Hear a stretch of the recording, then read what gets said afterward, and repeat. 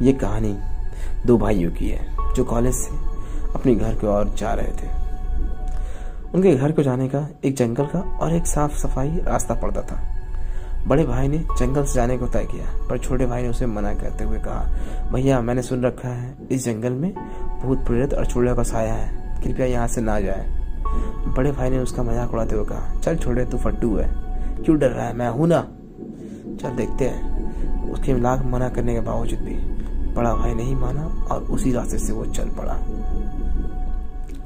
कुछ देर जाने के बाद उसे एक झोपड़ी दिखाई दी। छोटा भाई डरते हुए कहा, भैया देखो इस जंगल में कोई झोपड़ी दिखाई दे रही है। बड़े भाई ने उसे डांटते हुए कहा, तो फिर फट्टू तू कह रहा था कि जंगल में कोई रहता नहीं है, यहाँ भूत प्रेत होते हैं, पर देख यहाँ तो इंसान भी रहते हैं। छोटे भाई ने उसकी बात सुनकर चुप रहना ही पसंद किया। फिर कुछ आगे जाने के बाद वही झोपड़ी उसे दोबारा दिखाई दी। फिर छोटा भाई डरते हुए कहा, भैया देखो वही झोपड़ी फिर से दिखाई दे रही है। बड़े भाई ने उसे फिर डांटते हुए कहा, क्या फट्टू तू डरता बहुत ज्यादा है यार, ये वो झोपड़ी नहीं है जो पहले थी, ये कोई और होगी। नहीं भैया ये वही झोपड़ी है, तू भी ना चल चुप से। उसने यही कहकर गाड़ी को आगे चला दी। कुछ देर पहुंचने के बाद उसे फिर वही झोपड़ी और वो बुढ़िया दिखाई देती है।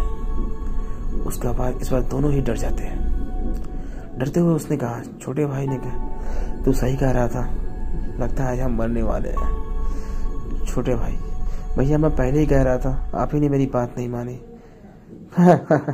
मैं तो मजाक कर रहा था, तू फिर डर गया ना।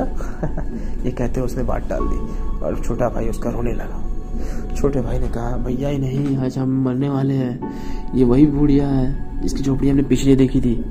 हाँ तू बहुत फट्टू है, ला तेरी घड़ी दे। छोटा भाई रोने लगा, क्यों भैया आपको मेरी घड़ी क्यों चाहिए? बड़े भाई ने डांटते हुए कहा, तू घड़ी देना बस। उसने डरते हुए अपने बड़े भाई को घड़ी दे दी। उसने घड़ी को लेकर वही घड़ी रास्ते में फेंक दी और फिर आगे चल पड़ा। आगे जाने के बाद उसे थोड़ी देर पर वहां पर कोई झोपड़ी तो नहीं दिखी। फिर उसे छोटे भाई को डांटते हुए कहा, देखा फट्टू कुछ नहीं है यहाँ पे, चल आगे बढ़ते हैं। और फिर उसने कार स्टार्ट कर दी। कुछ देर आगे चलने के बाद उसे वही घड़ी वापस दिखाई दी जो उसने कुछ देर पहले ही फेंकी थी। ये देखकर दोनों ही डर से कांपने लगे और तभी जंगल में मानो अंधेरा छाने लगा। सभी पेड़ पौधे हिलने लगे और अजीब गरीब आवाज सुनाई देने लगी। उसका छोटा भाई रोने लगा। बड़े भाई ने उसे लाख समझाना चाहा, पर वो चुप नहीं हो रहा था।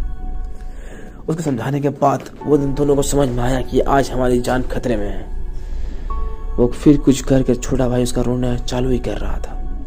वो चुप होने मांग ही नहीं रहा था। फिर भी बड़े भाई ने उसे समझाया और वहां से जल्दी निकलने चाहा। फिर जब छोटे भाई की आंख खुली तो उसका बड़ा भाई उसे उठा रहा था, अबे छोटू उठ जा, और तू ये नींद में क्या बकवास कर रहा था, हम मरने वाले हैं, मरने वाले, चल उठ जा, हम घर आ चुके हैं।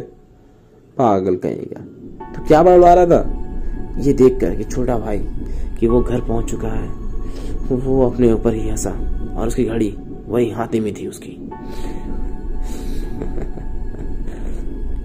ये देखकर वो दोनों ही डरे हुए थे, पर आंख खुलने के बाद सब कुछ ठीक हो गया और वो खुद पर हंसते हुए ही कह दिया कि मैं ही पागल था, पर पीछे से अभी भी कोई उसे देख रहा था और वो कोई और नहीं, वही जंगल की बुढ़िया थी।